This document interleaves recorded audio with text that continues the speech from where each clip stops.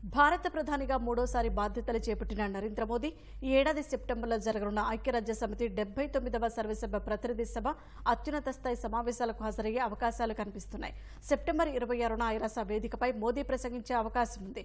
ఈ మేరకు ఐరాస విడుదల చేసిన ప్రొవిజనల్ జాబితాలో ప్రధాని నరేంద్ర మోదీ పేరు ఉంది.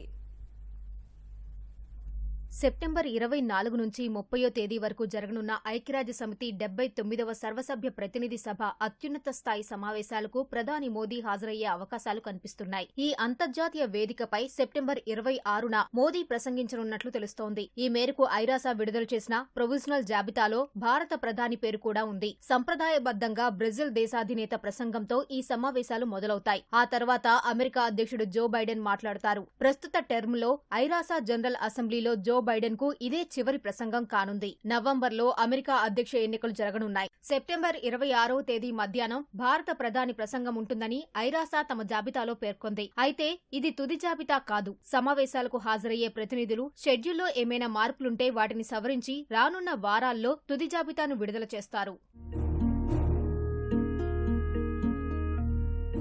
చివరిసారిగా 2021 సెప్టెంబర్లో జరిగిన జనరల్ అసెంబ్లీ వార్షిక సమావేశాల్లో ఐరాస వేదికపై ప్రధాని మోదీ ప్రసంగించారు. గతేడాది ఐరాస సర్వసభ్య భేటీకి మోదీ గైర్హాజరయ్యారు. తొలుత ప్రధాని ప్రసంగం ఉంటుందని ఐరాస ప్రకటించగా ఆ తర్వాత మార్చిన జాబితాలో భారత విదేశాంగ మంత్రి జైశంకర్ పేరును చేర్చింది. ఇటీవలే మూడోసారి ప్రధానిగా బాధ్యతలు చేపట్టిన మోదీ ఈసారి ఐక్యరాజ్య సమితి భేటీకి హాజరయ్యే అవకాశాలున్నట్లు తెలుస్తోంది. గతేడాది సర్వసభ్య సమావేశాలకు కొన్ని నెలల ముందు జూన్ 21న అంతర్జాతీయ యోగా దినోత్సవాన్ని పురస్కరించుకుని ఐరాస ప్రధాన కార్యాలయానికి మోదీ వెళ్లారు. అక్కడ యోగా వేడుకల్లో పాల్గొన్నారు. ఈ ఏడాది జరిగే సమావేశాల్లో గ్లోబల్ డిజిటల్ కాంపాక్ట్ పై ఐరాస సభ్య దేశాలు తీర్మానం చేసే అవకాశాలు కనిపిస్తున్నాయి.